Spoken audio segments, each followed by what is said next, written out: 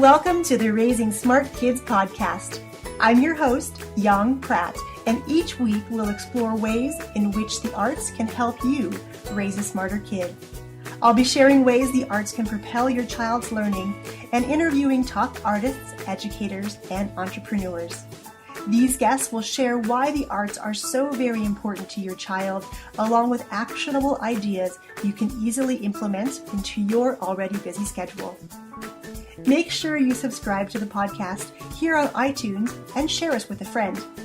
For extra tips on raising smart kids, head on over to artsmartparenting.com and click on the Live tab. Welcome back to the Raising Smart Kids 2.0 podcast. You're listening to episode number 46, and this is Yong Pratt, and I am so glad that you've joined me for this episode today.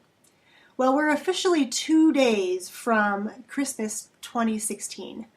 I'm not really sure where this entire year went.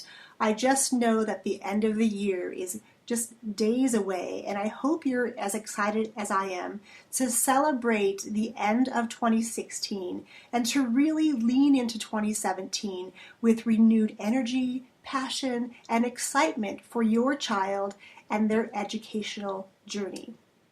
The holidays at our house are always filled with lots of craft activities, baking, all sorts of fun artsy activities that I just get thrilled that my kids want to tackle.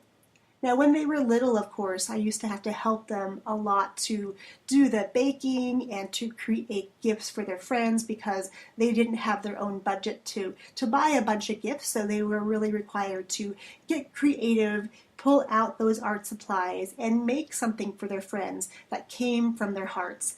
Now, my hope is that your Christmases and your holidays are filled with some of the same activities.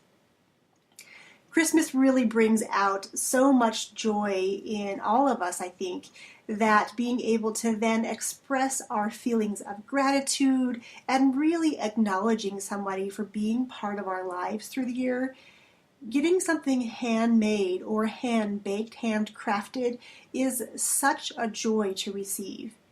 My kids now are 10 and 13, and they often ask me about what I want. You know, their idea now is that they need to be able to purchase something for me, something for their dad, something for the family.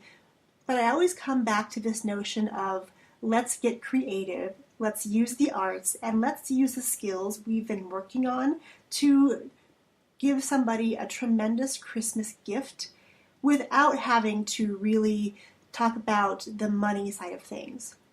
I'm not saying that teaching your kids about money and how to spend it wisely is a bad thing by any means. My kids both have their own bank accounts and they understand they have to budget their money. So if they get money for their birthdays or for Christmas, they can kind of budget and plan out over the year how much they're able then to spend on Christmas gifts or birthday gifts or just gifts they want to give, because on those days when maybe their friend needs some extra cheering up and they just really think that something small could really brighten their day.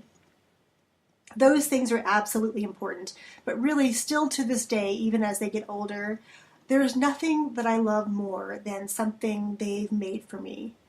My daughter just the other day actually went outside and collected 26 rocks, and her gift to all of her classmates as well as her teacher were pet rocks. She brought them in, washed them all up, dried them off, and drew little individual faces with, different personalities on all of these little rocks.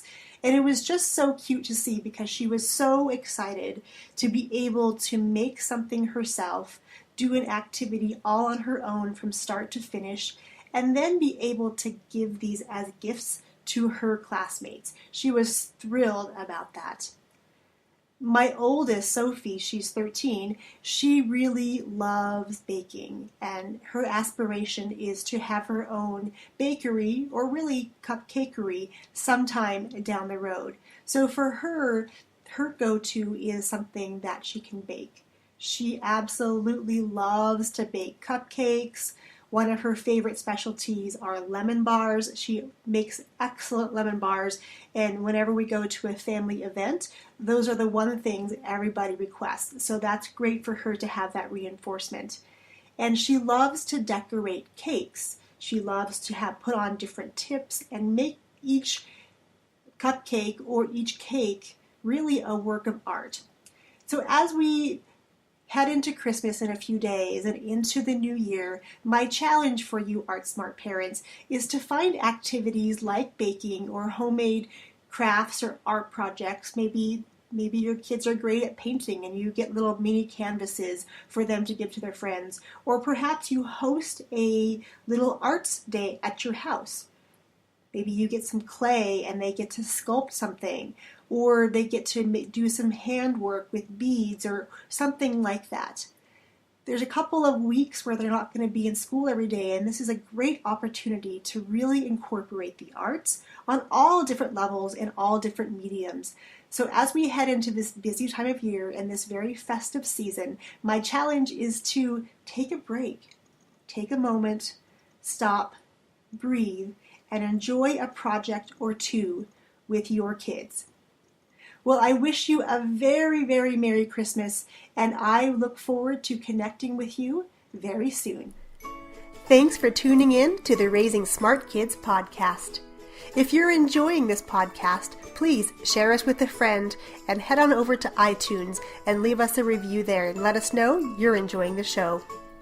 If you're looking for more tips on raising smart kids, head to Amazon.com and pick up a copy of my first book, Raising a Superhero: How to Unleash Your Child's 8 Superpowers and Propel Learning Through the Arts. Thanks for allowing me to be your guide on this parenting adventure, and I look forward to catching you next time.